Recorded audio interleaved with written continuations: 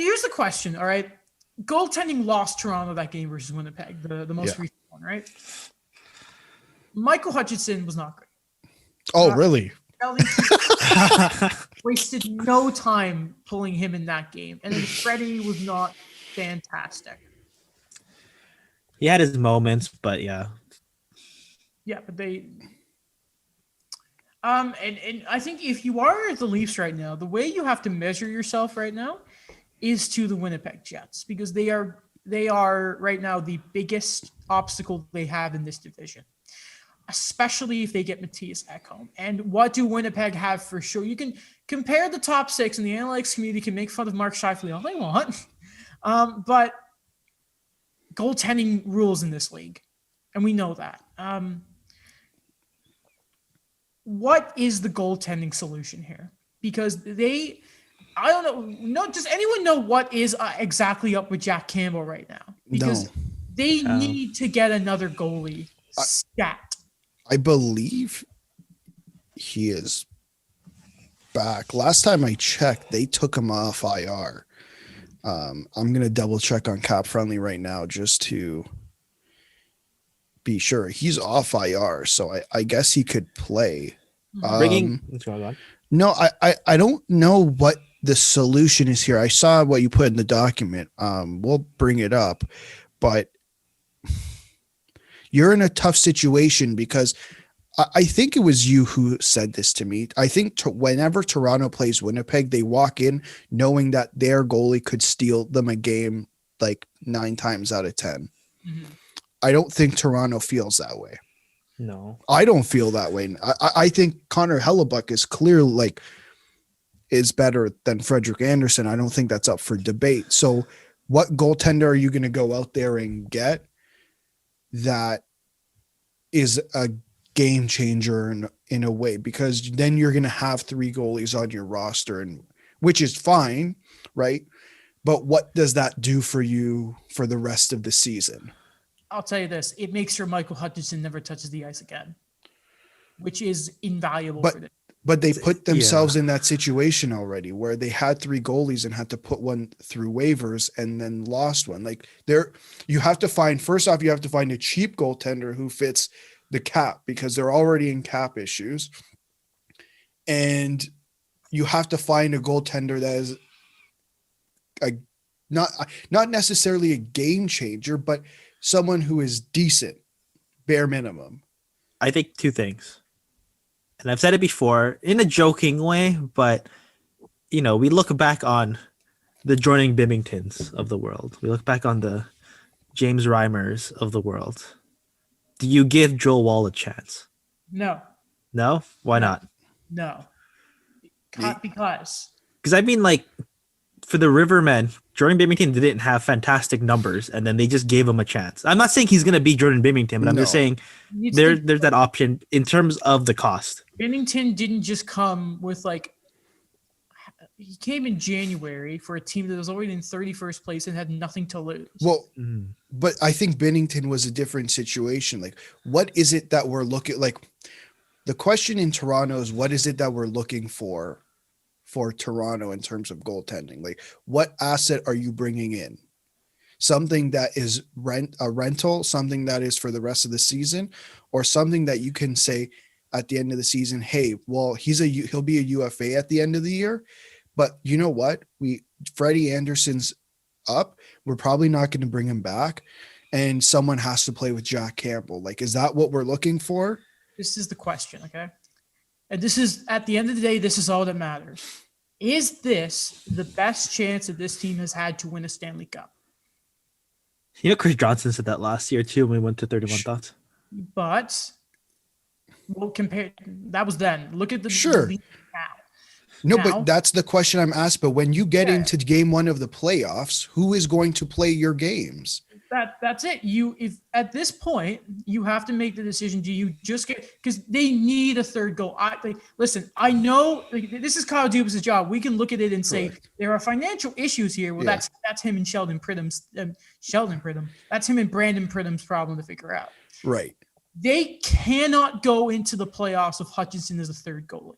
That cannot happen. And And I'm really annoyed because I thought of this the other day, and I listened to the Steve Dangle podcast. And what does Adam Wilde suggest? He brings up Jonathan Bernier, who I had on this goddamn document. I'm annoyed about that because he is at worst, a backup goalie at that level, which is, listen, everyone like laughs right now at the Canadians for their goaltending situation, aka the money that's into it, right?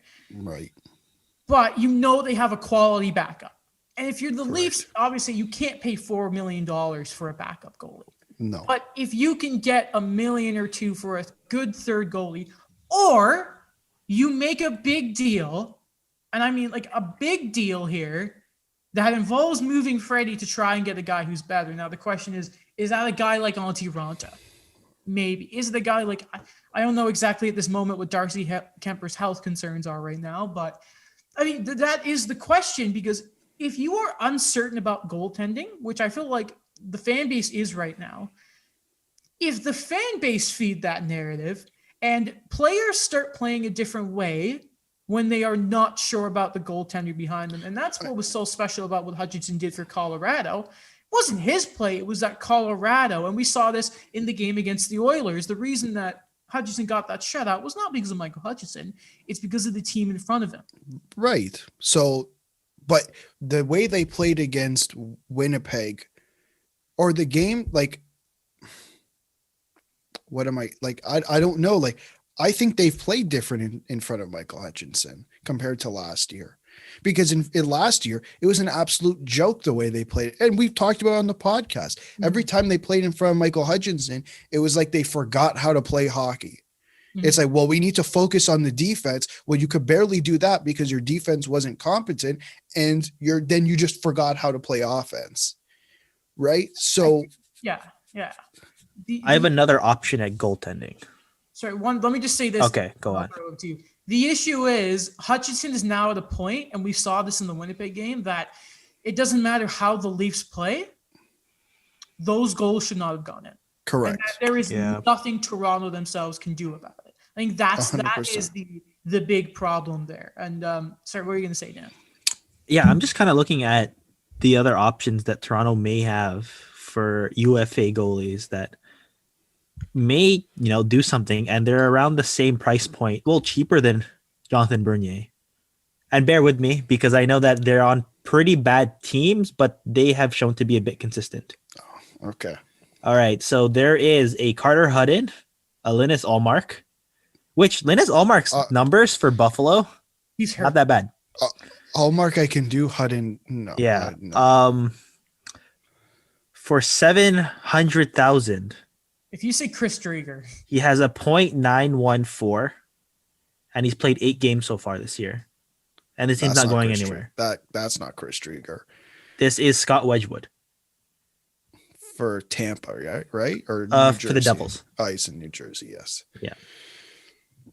Not bad. World Junior legend. who? I remember he wore green pads for the World Juniors because he just didn't want to change his Plymouth Whalers.